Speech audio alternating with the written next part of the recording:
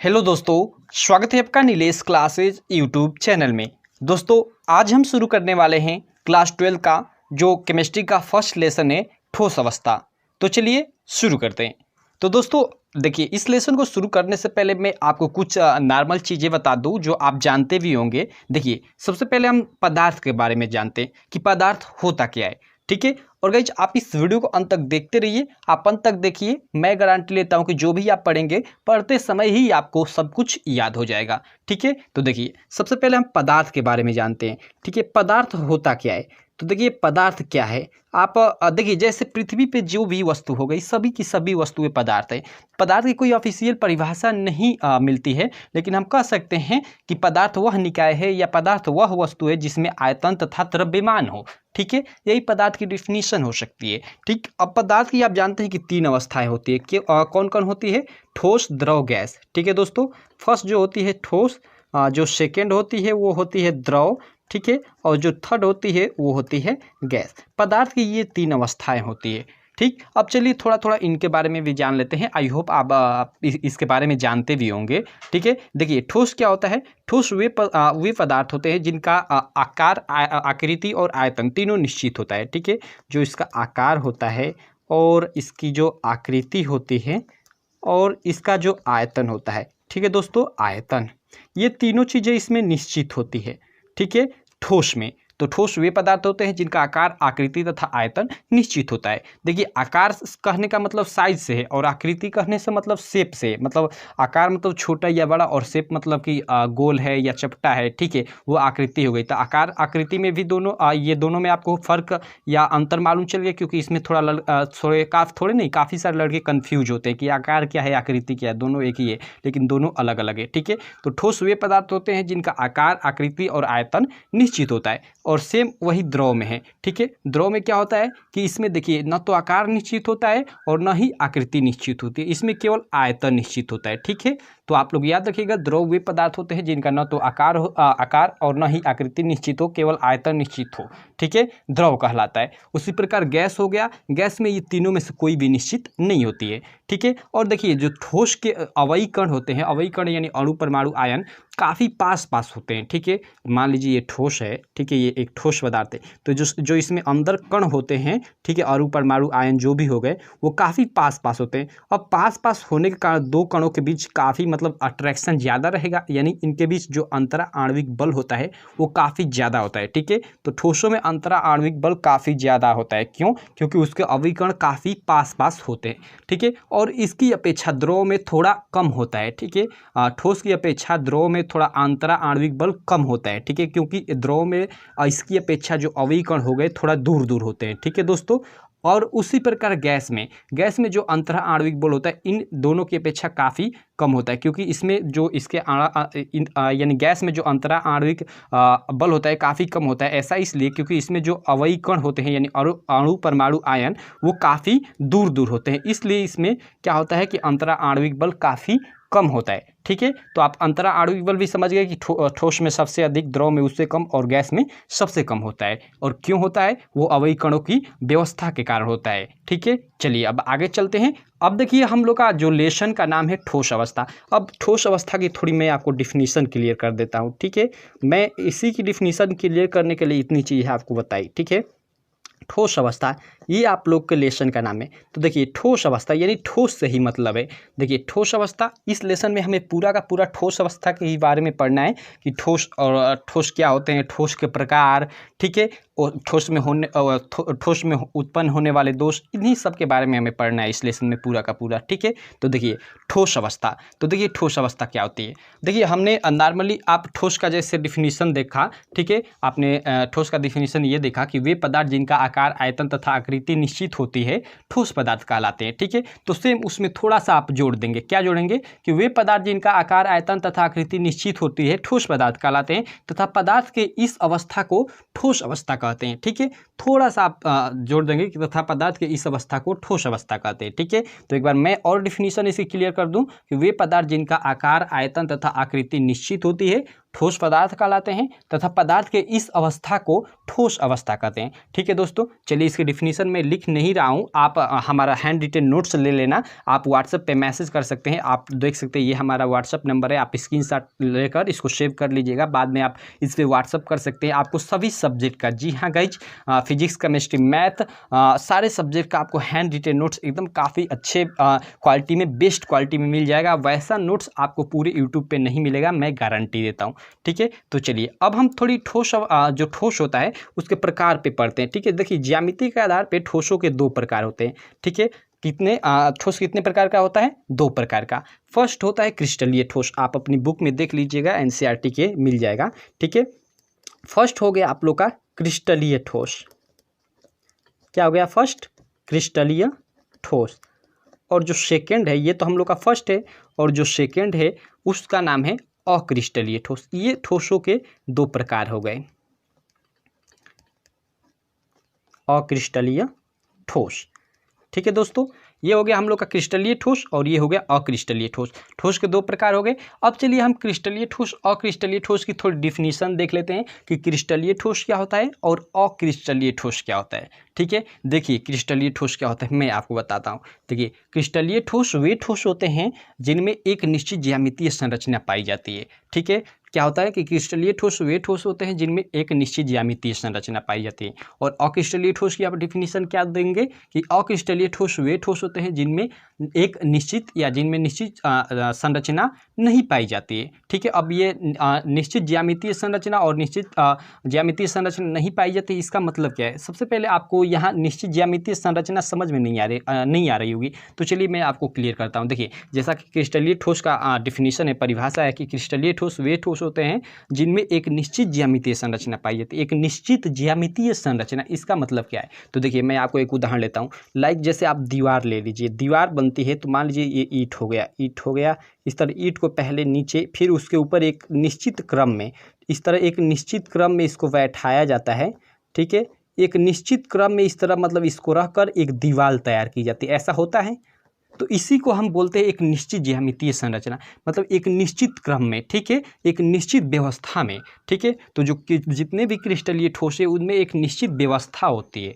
तो आप लोग आई होप निश्चित ज्यामितीय संरचना का मतलब समझ गए होंगे। ठीक है, और वहीं जितने भी अक्रिस्टलीय ठोस होते हैं, ठीक है, और चूंकि मैंने यहाँ ईंट मतलब ईंट का उदाहरण लिया, ठीक है, क्रिस्टलीय ठोस में आपके अणु परमाणु आयन एक निश्चित व्यवस्था में रहते हैं। ठीक है, क्योंकि उसमें तो ईंट नहीं ना होगा। ठीक, तो चलिए वहीं सेम यहाँ अक्रिस्टलीय ठोस में क्या होता है कि इसके अवयवी कण एक निश्चित मतलब ज्यामितीय संरचना में नहीं होते, यानी इधर के उधर अंड का शंड इधर उधर कहीं का कहीं होते हैं। ठीक है, तो वही कहा जा रहा है कि अक्रिस्टलीय ठोस वे ठोस होते हैं जिनमें कोई निश्चित ज्यामितीय संरचना नहीं होती है। तो आई होप क्रिस्टलीय ठोस और अक्रिस्टलीय ठोस में अंतर आपको, या अंतर बोलूँ तो यहाँ डिफिनीशन एकदम इसका अच्छे से क्लियर हो गया होगा। देखिए कभी कभी आपको क्रिस्टलीय ठोस की ये भी डिफिनीशन मिल जाएगी कि क्रिस्टलीय ठोस वे ठोस होते हैं जिनमें दीर्घ परासीय व्यवस्था पाई जाती है। ठीक है, खासकर आपको क्वेश्चन बैंक में ये पढ़ने को मिलेगा कि क्रिस्टलीय ठोस वे ठोस होते हैं जिनमें दीर्घ परासीय व्यवस्था पाई जाती है। देखिए क्या कहा जा रहा है, दीर्घ परासीय व्यवस्था, इसको मैं लिखता हूँ, इस पर जोर देता हूँ क्योंकि सब लोग इसको नहीं बताएंगे। दीर्घ परासीय, परासी केवल लिखा जाता है। ठीक है, वही परासी या परासी व्यवस्था। ठीक है, और सेम यहाँ लघु, यहाँ लघु। ठीक है, लघु परासीय व्यवस्था, यानी क्रिस्टलीय ठोस वे ठोस होते हैं जिनमें दीर्घ परासीय व्यवस्था पाई जाती है। इस तरह से भी डिफिनीशन आप लिख सकते हैं। और अक्रिस्टलीय ठोस में अक्रिस्टलीय वे ठोस होते हैं, अक्रिस्टलीय ठोस वे ठोस होते हैं जिनमें लघु परासीय व्यवस्था पाई जाती है। अब देखिए दीर्घ परासीय व्यवस्था का मैं थोड़ा इसको मतलब आपको अच्छे से समझाता हूँ। देखिए दीर्घ परासीय व्यवस्था का मतलब क्या है, कहने का मतलब क्या है। देखिए लाइक आपने देखिए यहाँ एक दीवार बनाई, मतलब ये ईंट के ऊपर ईंट, ईंट के ऊपर ईंट, ईंट के ऊपर, यानी एक निश्चित क्रम में रखने पर एक लंबी, मतलब चाहे तो आप काफ़ी लंबा दीवार बना सकते हैं। ठीक है, और वहीं अक्रिस्टलीय ठोस में अगर चाहें कि इधर उधर मतलब ईंट रखकर, इधर उधर ईंट रखकर दीवार लंबा बनाएं तो नहीं बनेगा, ढह जाएगी दीवार। इसका मतलब कि इसमें हम लोग का लंबी दीवार जा सकती है, तो इसीलिए इसको दीर्घ परासीय व्यवस्था कहा गया है कि क्रिस्टलीय ठोस में दीर्घ परासीय व्यवस्था होता है। और इसमें क्या होता है कि लघु परासीय व्यवस्था होता है, छोटा ही होता है, इसमें बड़ा नहीं हो सकता। तो दीर्घ परासीय व्यवस्था और लघु परासीय व्यवस्था कहने का यही मतलब है। आई होप आप लोग को अच्छे से क्लियर हो गया होगा। ये सब ये काफ़ी लोग डिफाइंड इसको नहीं करते कि दीर्घ परासीय व्यवस्था का मतलब क्या है, केवल बता देते हैं कि इसमें दीर्घ परासीय व्यवस्था होता है। ठीक है, तो आई होप अब अगर आपको कोई पूछे कि दीर्घ परासीय व्यवस्था और लघु परासीय व्यवस्था का मतलब क्या है तो आप अच्छे से बता देंगे। तो चलिए अब आगे चलते हैं। अब आगे हम देखेंगे, देखिए क्रिस्टलीय ठोस और अक्रिस्टलीय ठोस की डिफिनीशन हो गई। क्रिस्टलीय ठोस अक्रिस्टलीय ठोस की डिफिनीशन आप दो प्रकार से दे सकते हो जो आपको आसान लगे कि देखिए क्रिस्टलीय ठोस वे ठोस होते हैं जिनमें निश्चित ज्यामितीय संरचना पाई जाती है। ठीक है, और आगे ये भी जोड़ सकते हो कि इनमें अवयवीकरण अणु परमाणु आयन होते हैं, या इस तरह से भी इसकी डिफिनीशन देख सकते हो कि क्रिस्टलीय ठोस वे ठोस होते हैं जिनमें दीर्घ परासीय व्यवस्था पाई जाती है। सेम यहाँ भी अक्रिस्टलीय ठोस वे ठोस होते हैं जिनमें निश्चित ज्यामितीय संरचना नहीं पाई जाती। या एक और प्रकार से आप लोग इसकी डिफिनीशन दे सकते हो कि अक्रिस्टलीय ठोस वे ठोस होते हैं जिनमें लघु परासीय व्यवस्था पाई जाती है। ठीक है, चलिए अब हम आगे चलते हैं। आगे हम देखेंगे क्रिस्टलीय ठोस और अक्रिस्टलीय ठोस में अंतर, क्योंकि आपको क्रिस्टलीय ठोस और अक्रिस्टलीय ठोस की डिफिनीशन मैंने बता दी। अब चलिए थोड़ा इनमें हम अंतर देख लेते हैं। अंतर देखिए, हम गुण के आधार पर देखेंगे तो हम 3 खाने बना लेते हैं। इधर सबसे पहले मैं गुण बना लेता हूँ, गुण, और इधर क्रिस्टलीय ठोस। ये रहा हम लोग का क्रिस्टलीय ठोस का खाना। ठीक है, चलिए इसको मैं शॉर्ट में लिख देता हूँ। और इधर ये हम लोग का रहा अक्रिस्टलीय। ठीक है, ये हम लोग का अक्रिस्टलीय ठोस। ये हमने 3 खाने बना लिया। अब चलिए इसको थोड़ा गुण के आधार पे डिफाइन करते हैं। लाइक सबसे पहला हम गुण आकार लेते हैं। अगर हम पहला गुण आकार लेते हैं, यानी हमें आकार के आधार पे इन दोनों में अंतर बताना है, क्रिस्टलीय ठोस और अक्रिस्टलीय ठोस में। ठीक है, तो देखिए क्रिस्टलीय ठोस का जो आकार होता है निश्चित ज्यामितीय आकार होता है, जैसा हमने डिफिनीशन में भी पढ़ा कि इनमें एक निश्चित ज्यामितीय संरचना होती है। तो यानी इनका एक निश्चित ज्यामितीय आकार होता है और इनका कोई भी निश्चित ज्यामितीय आकार नहीं होता, यानी ये असमान आकृति के होते हैं। तो आई होप आप लोग दोनों लिख लोगे। ठीक है, आप नोट्स हमारा ले लीजिएगा। ठीक है, उसमें मैं काफ़ी अच्छे से एकदम लिखा हुआ हूँ, आप उससे याद कर सकते हैं। जो भी मैं बता रहा हूँ सब कुछ अपने नोट्स में काफ़ी अच्छे से लिखा हूँ। आप व्हाट्सएप पे मैसेज कीजिएगा, ऊपर आपको नंबर दिया हुआ था 8542 वो मेरा व्हाट्सएप नंबर है, या कॉलिंग नंबर भी है, कॉल भी कर सकते हैं आप और जानकारी ले सकते हैं। उसमें आपको सैंपल भी दिखा दूंगा। ठीक है, तो आकार के आधार पर क्लियर हो गया। आकार यहाँ लिखेंगे, उसके बाद क्रिस्टलीय ठोस में लिखेंगे कि इनका एक निश्चित ज्यामितीय आकार होता है। उदाहरण के तौर पे आप सोडियम ले सकते हैं। सोडियम का एक निश्चित ज्यामितीय आकार होता है, हर Na के चारों तरफ Cl, हर Cl के चारों तरफ Na होता है। और अक्रिस्टलीय ठोस में ये असमान आकृति के होते हैं, जैसे में आप रबड़ लिख सकते हो। आप याद रखना, रबड़ अक्रिस्टलीय ठोस का एक काफ़ी अच्छा उदाहरण है और क्रिस्टलीय ठोस का NaCl यानी सोडियम क्लोराइड एक काफ़ी अच्छा उदाहरण है। ठीक है, ये तो हम लोग का फर्स्ट हो गया। चलिए अब सेकंड हम लेते हैं। सेकंड हम अंतर लेते हैं। ठीक है, सेकंड हम अंतर लेते हैं किसके आधार पे? सेकंड हम अंतर लेंगे आप लोग का गलनांक के आधार पे। आप लोगों ने गलनांक का नाम सुना होगा। ठीक है, गलनांक क्वथनांक तो आप शुरू से ही पढ़ते आ रहे हो। तो गलनांक देखिए, गलनांक के आधार पे हम अगर लेते हैं अंतर, तो देखिए ये क्या होता है कि इनमें क्रिस्टलीय ठोस में क्या होता है कि ये एक निश्चित तापमान पर पिघलते हैं, यानी क्रिस्टलीय ठोस का एक निश्चित गलनांक होता है। ठीक है, ये एक निश्चित तापमान पे क्या होता है कि पिघलते हैं। तो आप यहाँ पे लिख सकते हो कि क्रिस्टलीय ठोस एक निश्चित तापमान पे पिघलते हैं। ठीक है, और यहाँ आप अक्रिस्टलीय ठोस में क्या लिखोगे कि ये ताप के एक परास में धीरे धीरे नरम पड़ते हैं। ठीक है, यानी इसका कोई गलनांक निश्चित नहीं होता है, परास होता है कि मान लीजिए 120 से 130 के अंदर ये मतलब ये पदार्थ धीरे धीरे नरम पड़ेगा, धीरे धीरे गलेगा। और ये भी निश्चित नहीं होता है कि 120 से 130 के ही बीच, ये भी निश्चित नहीं होता है। ठीक है, तो ये लिख दोगे। तो आप गलनांक में लिखोगे क्रिस्टलीय ठोस में कि ये एक निश्चित तापमान पर पिघलते हैं, और इसमें लिख दोगे कि ये ताप के एक परास में धीरे धीरे नरम पड़ते हैं। ठीक है दोस्तों, तो गलनांक के आधार पर दोनों में अंतर क्लियर हो गया। फिर से मैं आपको एक बार कह रहा हूँ कि आप हमारा नोट्स ले लीजिएगा, उसमें मैंने काफ़ी अच्छे से इसको सब कुछ लिखा हुआ है। देखिए यहाँ पे मैं लिख एक एक चीज़ें बताऊँ तो काफ़ी टाइम वेस्ट होगा, आपका भी और मेरा भी। ठीक है, तो चलिए अब थर्ड अंतर देख लेते हैं। थर्ड अंतर हम देखेंगे, आप लोग का जो थर्ड अंतर है वो देख लेते हैं विदलन गुण के आधार पे। विदलन, आप लोग विदलन का नाम सुन रहे होंगे तो कुछ पता नहीं चल रहा होगा कि विदलन मीन्स क्या होता है। तो मैंने इसको अपने नोट्स में काफ़ी अच्छे से लिखा हुआ है विदलन, और यहाँ क्वेश्चन में कर करके क्या इसका मतलब है। तो देखिए विदलन मतलब काटने का गुण। ठीक है, विदलन मीन्स काटने का गुण। ठीक है, तो उसी के आधार पर हम यहाँ इसका मतलब इसमें अंतर देखेंगे। देखिए क्या होता है कि तेज धार वाले औजार से काटने पर यह 2 टुकड़ों में विभक्त हो जाता है। कौन? क्रिस्टलीय ठोस। ठीक है, क्रिस्टलीय ठोस क्या होता है कि तेज धार वाले किसी भी हथियार से काटने पर दो भागों में विभक्त हो जाता है, और जो नई सतह प्राप्त होती है, मान लीजिए यहाँ से इसको हम कोई भी चीज़ उसको काटेंगे तो दो अलग अलग भागों में बढ़ जाएगा, और जो नई कटी हुई सतह प्राप्त होगी वो चिकनी एवं सपाट होगी, ठीक है, चिकनी होगी एकदम। लेकिन सेम यहाँ ये नहीं होता है, अगर हम इसको काटते हैं तो जो नई सतह प्राप्त होती है वो खुरदुरी होती है, ठीक है दोस्तों। तो ये अंतर है क्रिस्टलीय ठोस और अक्रिस्टलीय ठोस में। जैसे आप इसमें NaCl सोडियम का उदाहरण आप जानते हो कि क्रिस्टलीय ठोस में सोडियम सबसे अच्छा उदाहरण है। अगर आप सोडियम को काटते हो तो देखिएगा उसका सतह एकदम प्लेन, एकदम सपाट रहेगा, और अक्रिस्टलीय ठोस में जैसा कि मैंने रबड़ बताया, आप रबड़ को काटेंगे तो देखिएगा उसका सतह जो होता है कटा हुआ एकदम उबड़ खाबड़। जैसे आप लोग जो रबड़ वो मतलब पेंसिल से लिखते हो उसको मेटकाने में यूज करते हो, ठीक है, उसी रबड़ को आप मतलब पत्ती या किसी ब्लेड या तो जो भी चीज़ें हो गई काटने की चीज़, उससे काट कर देखिएगा उसका जो सतह होगा ना प्लेन नहीं होगा, खुरदुरा टाइप का होगा। तो ये अंतर हो गया विदलन गुण के आधार पे, ठीक है, विदलन यानी काटने का गुण के आधार पे। चलिए अब अगला हम अंतर देख लेते हैं। अगला हम लोग का गलन एंथैल्पी। आप गलन एंथैल्पी का नाम सुने होंगे, ठीक है, मैं लिख भी देता हूँ यहाँ गलन एंथैल्पी। रुकिए इसको मैं आगे बढ़ा देता हूँ। ओके, चौथा अंतर हम देखते हैं गलन एंथैल्पी के आधार पे। गलन एंथैल्पी, देखिए गलन एंथैल्पी का मतलब क्या है, इसका भी एक निश्चित ताप ही है सेम गलनांक की तरह, लेकिन इसमें एक परास होता है, ठीक है, एक ताप का एक परास होता है कि 120 से 130, ठीक है, एक निश्चित परास होता है। तो देखिए जो इनकी क्रिस्टलीय ठोस की जो गलन एंथैल्पी होती है वो निश्चित होती है। निश्चित कहने का क्या मतलब कि मान लीजिए लोहा है, ठीक है, लोहा है तो लोहा हम जानते हैं, जानता नहीं हूँ, लाइक ले लेता हूँ, मान लेता हूँ कि यह 1200 से 1500 डिग्री सेंटीग्रेड के बीच पिघलेगा। तो ये जो ये गलन एंथैल्पी इसकी निश्चित है, यानी 1200 से 1500 डिग्री के बीच ये पिघल जाएगा लोहा। तो यही हो गया गलन एंथैल्पी, मतलब एक परास, तापमान का एक परास। तो आप लोग वही लिखोगे क्रिस्टलीय ठोस में कि क्रिस्टलीय ठोस की गलन एंथैल्पी निश्चित होती है, और इसकी क्रिस्टलीय ठोस की जो गलन एंथैल्पी होती है वो निश्चित नहीं होती। क्योंकि देखिए इसमें लाइक रबड़ को आप जलाओगे तो रबड़ का कोई ठीक नहीं कि कितने तापमान पे गलेगा, कितना हम इसको अधिक टेम्परेचर देंगे तो गलेगा, ये कोई मतलब निश्चित तापमान रेंज नहीं होती है इसमें, ठीक है। तो आई होप आप लोग समझ गए होंगे मैं क्या कहना चाहता हूँ यहाँ पे।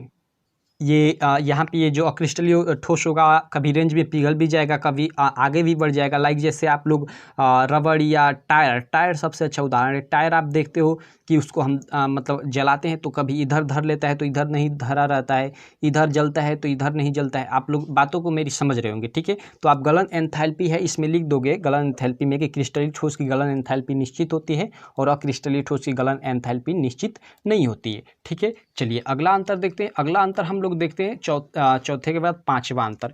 पांचवा अंतर दोस्तों हम देखेंगे आप लोगों का, पांचवा अंतर जो है प्रकृति के आधार पे देख लेते हैं। क्या है पांचवा अंतर, हम देख लेते हैं प्रकृति के आधार पे। जो पांचवा इसमें अंतर है वो प्रकृति के आधार पे देख लेते हैं। देखिए जो इधर ये गुण हो गया हम लोग का, और ये हो गया हम लोग का ये क्रिस्टलीय ठोस, और ये हो गया अक्रिस्टलीय ठोस, ठीक है। देखिए प्रकृति के आधार पर प्रकृति, तो देखिए प्रकृति जो क्रिस्टलीय ठोस होते हैं वो वास्तविक ठोस होते हैं, ठीक है। क्रिस्टलीय ठोस को ही वास्तविक ठोस कहा जाता है, ठीक है दोस्तों। और जो अक्रिस्टलीय ठोस होते हैं इनको आभासी या अतिशीतित द्रव कहा जाता है। तो आप लोग याद रखिएगा, यहाँ प्रकृति में आप लोग लिख दोगे, उसके बाद लिख दोगे कि क्रिस्टलीय ठोस वास्तविक ठोस होते हैं, और इधर आप लोग लिख दोगे अक्रिस्टलीय ठोस में कि अक्रिस्टलीय ठोस आभासी ठोस अथवा अतिशीतित द्रव कहलाते हैं या होते हैं, ठीक है। अगला हम देख लेते हैं। अगला अंतर हम देखेंगे, ये हम लोग का पांचवा हो गया, और ये छवा हम अंतर देख लेते हैं। छवा अंतर हम देखेंगे अवयवी कणों की व्यवस्था, ठीक है। क्या लिखेंगे? अवयवी कणों की व्यवस्था, ठीक है। देखिए अवयवी कणों की व्यवस्था, तो हमने जैसे क्रिस्टलीय ठोस और अक्रिस्टलीय ठोस की परिभाषा में ही देखा कि जो क्रिस्टलीय ठोस होते हैं उनमें दीर्घ परासीय व्यवस्था होती है, ठीक है। तो हम लिख देंगे कि इनमें दीर्घ परासीय व्यवस्था होती है और इसमें लघु परासीय व्यवस्था होती है, ठीक है। तो क्रिस्टलीय ठोस में दीर्घ परासीय व्यवस्था होती है और अक्रिस्टलीय ठोस में लघु परासीय व्यवस्था होती है। ये आप लोग लिख दोगे तो इसमें फिर अवयवी कणों की व्यवस्था के आधार पे अंतर हो जाएगा, ठीक है। तो ये आपके 6 अंतर है। और एक अंतर आप लोग में है बुक में, आप लोग दैशिकता पे, ठीक है। दैशिकता इसको भी मैं समझा देता हूँ आपको, आप पाँच केवल याद कर लेंगे तो आपका काम हो जाएगा। मैं काफ़ी सारा 7 थे बता दिया, लेकिन आप 5 याद कर लीजिएगा, ठीक है। देखिए दैसिकता क्या होती है, देखिए ये क्या होता है कि क्रिस्टलीय ठोस विषम दैसिक होते हैं, ठीक है, और अक्रिस्टलीय ठोस समदैशिक होते हैं। अब विषम दैसिक ये क्या होता है, ये होता है विषम दैसिक, विषम दैसिक, और ये होता है समदैशिक। समदैशिक और विषम दैशिक, दैशिक मीन्स दिशा यानी समान, ठीक है। यानी देखिए विषम दैशिक और समदैशिक कहने का मतलब देखिए लाइक मैं NaCl का स्ट्रक्चर अगर आपको समझाऊं, ठीक है, लाइक देखिए चलिए NaCl का अगर स्ट्रक्चर मैं आपको समझाता हूं तो काफ़ी लेट होगा। देखिए आप लोग केवल याद रख लीजिएगा कि दैशिकता के आधार पे, ठीक है, कि क्रिस्टलीय ठोस विषम दैशिक होते हैं और अक्रिस्टलीय समदैशिक होते हैं। देखिए विषम दैशिक का एक उदाहरण मैं आपको दिखा देता हूँ। लाइक देखिए क्या होता है कि देखिए इसमें एक निश्चित क्रम में जो क्या होता है, देखिए लाइक मैं देखिए ये कोई स्कूल है, इसमें ये लाइन है, मान लीजिए 9 की है, ये 10 की है, ये 11 की है और ये 12 की है, मान ली। तो अगर हम आगे से कोई व्यक्ति देखता है इसमें, ठीक है, या इधर से भी देखता है तो वो पहचान जाए कि ये 12 की है, ये 11 की, ये 10 की, ये 9 की लाइन है, रो है, ठीक है। लेकिन अगर यही सारे लड़के अगर भीड़ में हो, भीड़ में इधर उधर हो, तो उसको पहचानना मुश्किल हो जाएगा, ठीक है, कि कौन कहाँ का है। तो वही कह रहा है कि ये विषम दैशिक होते हैं और ये समदैशिक, यानी ये इधर हम लोग का इधर अगर इधर उधर भीड़ में हो जाए, ठीक है, तो ये समदैशिक हो गया, ठीक है। और ये विषम दैशिक यानी कहीं से भी देखे तो हमें पहचान में आ जाए कि ये 11 का है, ये 10 का है, यानी विषम अलग अलग हो गए, अलग अलग हमने डिफाइंड यहाँ पे कर दिया। यानी क्रिस्टलीय ठोस में हम क्या होता है कि इसके अवयवी कण क्या होते हैं, विषम दैशिक रूप में व्यवस्थित होते हैं, ठीक है, और इसमें समदैशिक रूप में हमने क्रिस्टलीय ठोस और अक्रिस्टलीय ठोस की डिफिनीशन बताई, तो उसमें भी इसको अच्छे से क्लियर किया।